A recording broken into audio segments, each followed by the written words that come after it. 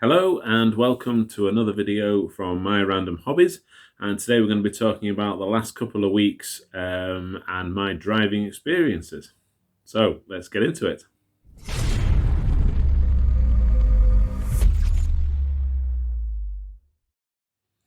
Okay, as you know from previous videos, I passed my Class 1 HGV driving test and have been employed by a company based in Leeds. The company are called Rosen Haulage, and I've been very fortunate to have gained employment there, firstly as a van driver, then as one of their operation managers, and now as one of their Class 1 drivers as well. So I feel very fortunate. I'm very lucky. I have driven now for them 3 times, maybe 4 times, three times. 4 if I count one of the rescues that I did one evening, which I think I explained in a previous video. And each time I'm learning something different. Each time there are things that I've done that I want to do again. Just silly little things, but I'll explain that as we go through. So as a company, we do a range of different types of work for Class 1. One of those is delivering for a company using fridge units. So we have one of their fridge units. We go and collect from somewhere, and then we take it up to Spalding, and then take it off back to somewhere, usually like Asda Wakefield or something, where it's unloaded at a distribution centre. And I think until I have actually done it, I hadn't realised really what was occurring when obviously all the drivers were going out. I hadn't really thought about it too much. But for example, I went from Leeds, which is where we were based, over to a place called Lawrence Patisserie, which is in Newark, which is just off the A1, where the A17 meets the A1. And from there, I picked up a load, presumably cakes or something along those lines, some baked goods, refrigerated, and took them up to a company called Freshlink at Spalding. And there they would then get split up. That load would then get split up and placed onto a number of different trailers to be taken, as I did there. I swapped my trailer over and took a different load from Spalding over to Rochdale. Was my first run. So I actually had to go all the way back up the A1, round the M62 to Rochdale, to Asda there. And again, that's a distribution centre. So the cake that you would get in your shop hasn't even seen a shop yet.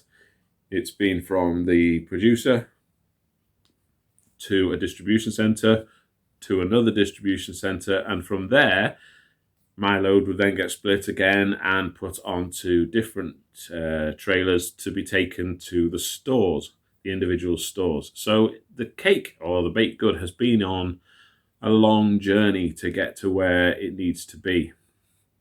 So I hadn't really fully appreciated that. I don't think really hadn't sort of twigged really what was happening. So I thought that was quite interesting.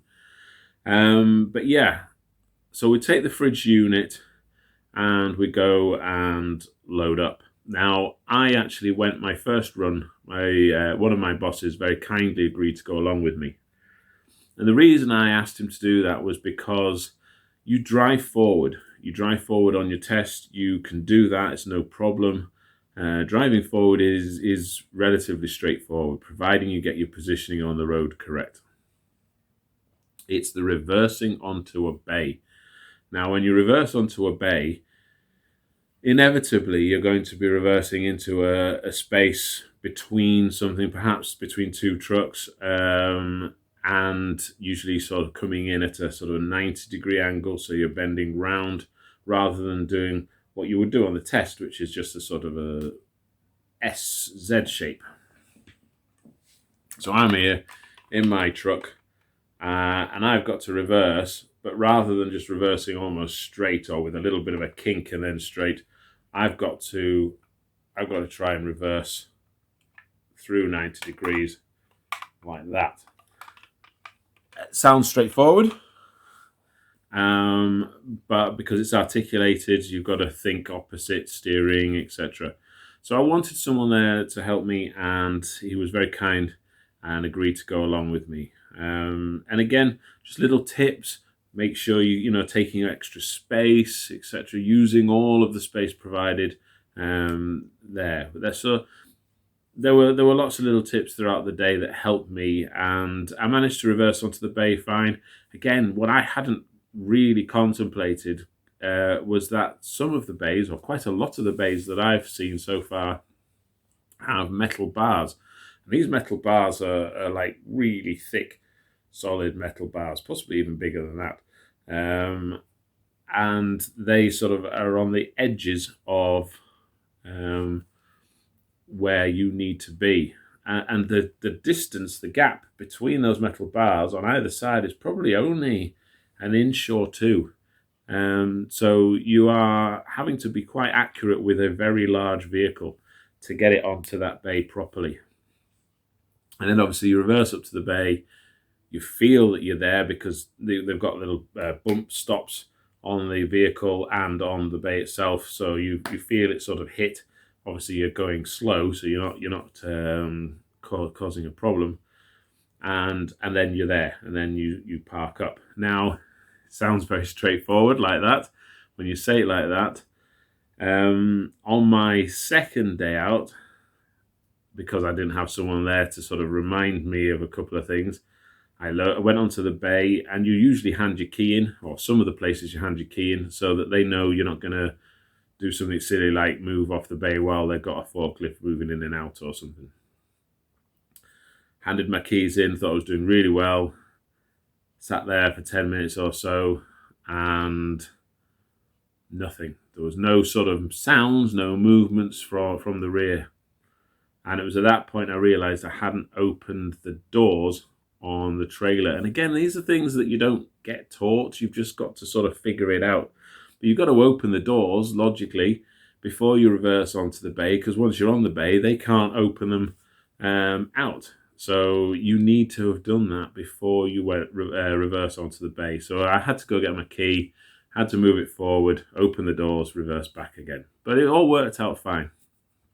But again, there's just little things that you pick up on that I wasn't expecting.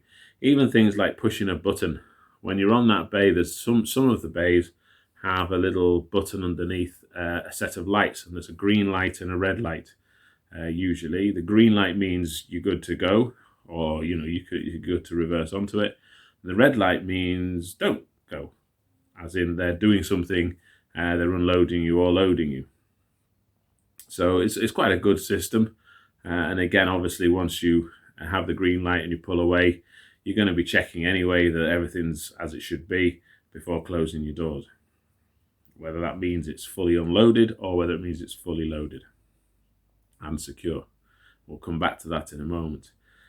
So I sort of have had a range of experience now of reversing onto bays, some tighter than others. And again, some of them you're between vehicles, and some of them you're between a vehicle and a concrete wall or something. So, it can be interesting. But again, if you take your time, and I think that's the thing that I've realised is take your time, take the shunts. And a shunt, for those of you who aren't sure, is sort of moving off forward again to then come back again. It just allows you to reset your position, straighten up your trailer, or your unit with your trailer rather, and then sort of have another go. And it's maybe taken me 5 or 6 attempts in some cases to get onto the bay properly. But I'm trying to be at this moment in time as exact as I can be, and I've seen other drivers whizzing onto a bay and not being as accurate, I suppose, right in the middle of the bay, but that doesn't matter because the bay is wide enough to accommodate for that. So, I'm learning as I go along.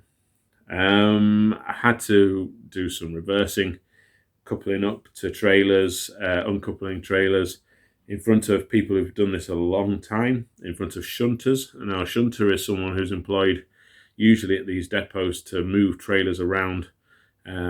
So perhaps, for example, at Spalding, they'll put an empty trailer onto a bay, then they'll move the full trailer off and park it up somewhere ready for someone to take off to a store or another distribution centre.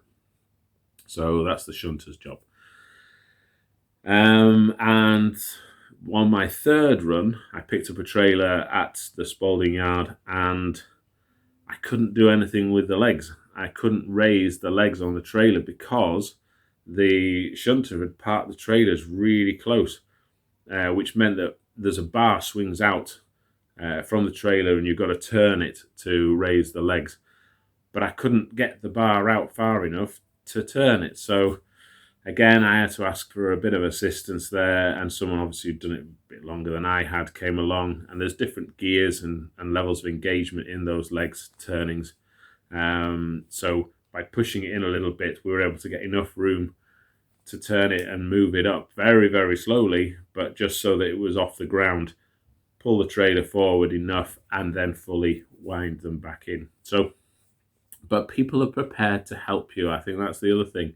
That I wasn't really sort of prepared for. I know people say they will, but you also hear stories of people who won't help you and sit there and laugh at you or whatever. So, I was a little bit apprehensive about that.